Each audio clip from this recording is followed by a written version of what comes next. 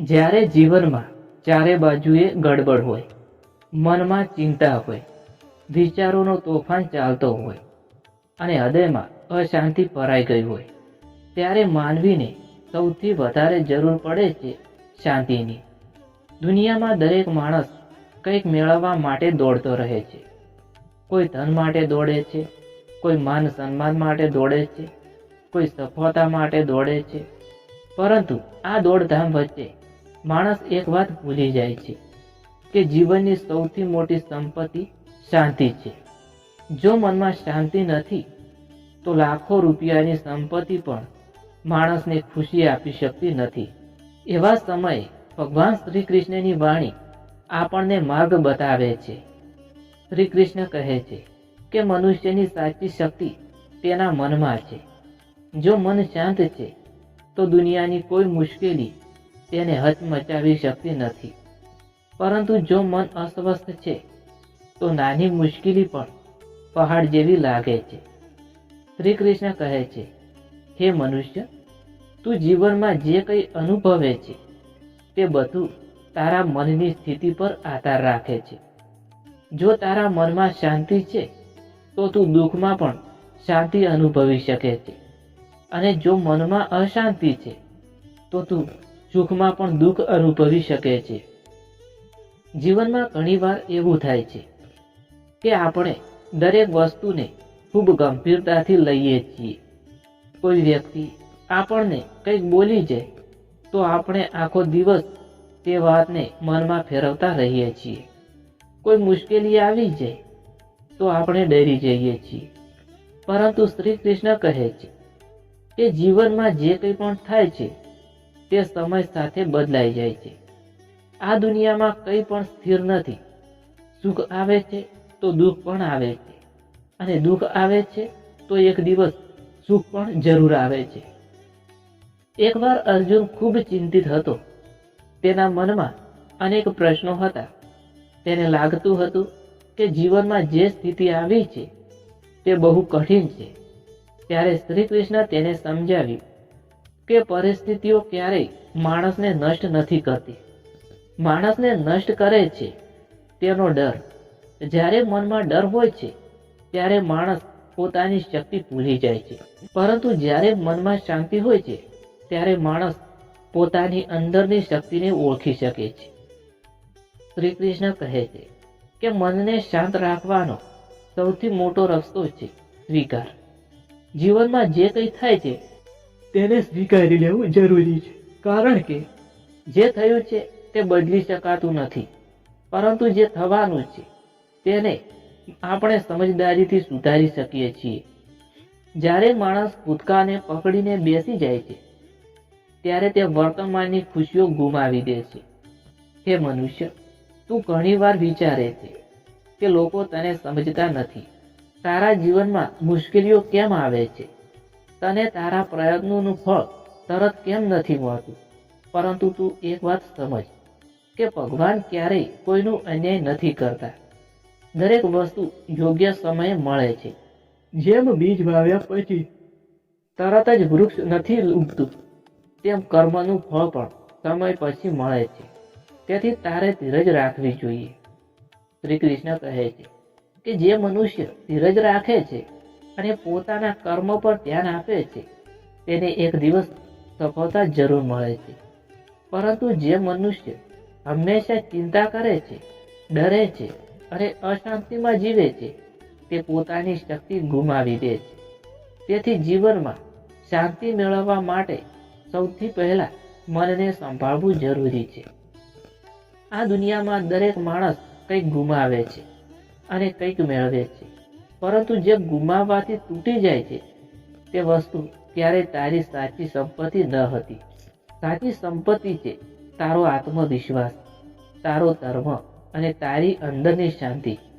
જો આ ત્રણ વસ્તુ તારા પાસે છે તો દુનિયાની કોઈ પણ શક્તિ તને હરાવી શકતી નથી.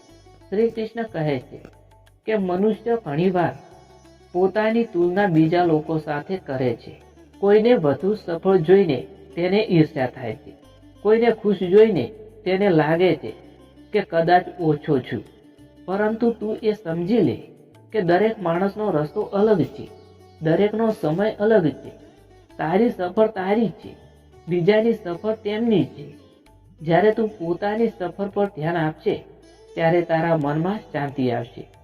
હે મનુષ્ય, જીવનમાં ઘણીવાર લોકો તને છોડીને જશે, ઘણા સંબંધો તૂટશે, ઘણા સપનાઓ અધૂરા રહી જશે, પરંતુ આ બધું જીવનનો ભાગ છે.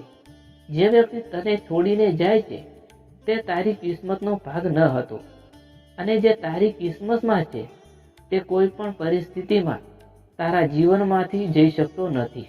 તેથી કોઈના જવાથી તું તૂટી જશો નહીં. શ્રી કૃષ્ણ કહે છે કે જીવનમાં જે કંઈ થાય છે તે પાછળ કોઈ ન કોઈ કારણ હોય છે. ઘણીવાર આપણે તરત સમજતા નથી, પરંતુ સમય પસાર થઈ ગયા પછી સમજાય છે કે જે થયું તે આપણા સારા માટે જ હતું. તેથી મુશ્કેલ સમય આવે ત્યારે ગભરાવું નહીં, કારણ કે અંધારી રાત પછી જ સૂર્યોદય થાય છે. શાંતિ મેળવવાનો સૌથી મોટો રસ્તો છે ભગવાન પર વિશ્વાસ. જ્યારે તું સમજશે કે તું એકલો નથી, ભગવાન તારી સાથે છે, ત્યારે તારા મનનો અડધો ભાર આપોઆપ ઉતરી જશે. વિશ્વાસ એ એવી શક્તિ છે જે માણસને અંધકારમાંથી બહાર લાવી શકે છે. શ્રી કૃષ્ણ કહે છે કે મનુષ્યએ પોતાના કર્મ કરતા રહેવું જોઈએ. પરિણામની ચિંતા છોડવી જોઈએ, કારણ કે જ્યારે તું પરિણામની ચિંતા કરે છે ત્યારે તું ડરી જાય છે, પરંતુ જ્યારે તું ફક્ત કર્મ પર ધ્યાન આપે છે ત્યારે તારી અંદરની શક્તિ જાગે છે. હે મનુષ્ય, જીવનમાં શાંતિ મેળવવા માટે તારે થોડું મૌન પણ શીખવું પડશે. દરેક વાતનો જવાબ આપવો જરૂરી નથી. ઘણીવાર મૌન જ સૌથી મોટો જવાબ હોય છે. જ્યારે તું મૌન રહેશે ત્યારે તારા મનને આરામ મળશે. યાદ રાખ, દુનિયામાં કોઈ પણ માણસ સંપૂર્ણ ખુશ નથી. દરેકના જીવનમાં કોઈને કોઈ સમસ્યા છે, પરંતુ જે માણસ ભગવાન પર વિશ્વાસ રાખે છે અને પોતાના મનને શાંત રાખે છે તે દરેક મુશ્કેલીને સરળ બનાવી દે છે. શ્રી કૃષ્ણ કહે છે કે જીવન એક યાત્રા છે. આ યાત્રામાં ઘણીવાર રસ્તાઓ મુશ્કેલ આવશે, ઘણીવાર લોકો તને સમજશે નહીં, ઘણીવાર તને એકલાપણું અનુભવાશે, પરંતુ જો તારા હૃદયમાં ભક્તિ છે અને મનમાં શાંતિ છે તો તું દરેક પરિસ્થિતિને પાર કરી શકશે. હે મનુષ્ય, તું પોતાને નબળો ના માન. તારા અંદર અદ્ભુત શક્તિ છે. તું ભગવાનનો અંશ છે. જે ભગવાને આખું બ્રહ્માંડ બનાવ્યું છે તે જ ભગવાન તારા અંદર વસે છે. જ્યારે તું આ સત્ય સમજશે ત્યારે તારી અંદરથી ડર દૂર થઈ જશે. શાંતિ બહાર શોધવાથી નથી મળતી, શાંતિ અંદર શોધવાથી મળશે. જ્યારે તું પોતાની અંદર ભગવાનને અનુભવે છે ત્યારે તારા મનમાં એક અદ્ભુત શાંતિ ઉતરી આવે છે. શ્રી કૃષ્ણ કહે છે કે જીવનમાં સૌથી મોટું જ્ઞાન એ છે કે આપણે કશું પણ સ્થાયી નથી. એક દિવસ બધું છૂટી જશે. તેથી જે સમય મળ્યો છે તેને પ્રેમ, કરુણા અને સારા કર્મમાં પસાર કર, કારણ કે અંતે માણસ સાથે ફક્ત તેના કર્મો જ જાય છે. હે મનુષ્ય, જ્યારે તું થાકી જાય છે, જ્યારે તને લાગે છે કે હવે આગળ વધવું મુશ્કેલ છે, ત્યારે થોડું રોકાઈ જાય, ભગવાનને યાદ કર અને ફરીથી ઊભો થઈ જા. કારણ કે જે માણસ હાર સ્વીકારતો નથી તેને દુનિયામાં કોઈ હરાવી શકતું નથી.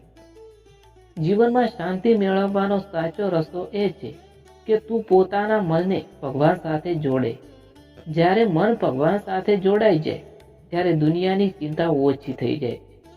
શ્રી કૃષ્ણ કહે છે, હે મનુષ્ય, તું ફક્ત સારા કર્મ કર અને મનમાં વિશ્વાસ રાખ. આ બધું સમયસર હું સંભાળી લઈશ. અને જ્યારે માણસ આ વાત સમજાઈ જાય છે ત્યારે તેના મનમાં એક અદ્ભુત શાંતિ ઉતરી આવે છે. પછી મનમાં કેટલી મુશ્કેલી આવે તે માણસ તૂટતો નથી, કારણ કે તેને ખબર હોય છે કે ભગવાન તેની સાથે છે, અને જ્યાં ભગવાનનો સાથ હોય ત્યાં અંતે જીત જ થાય છે. ધન્યવાદ દોસ્તો. જય શ્રી કૃષ્ણ, જય શ્રી મહાકાળી માં, જય શ્રી સતી માં, જય શ્રી ગોગાજી મહારાજ.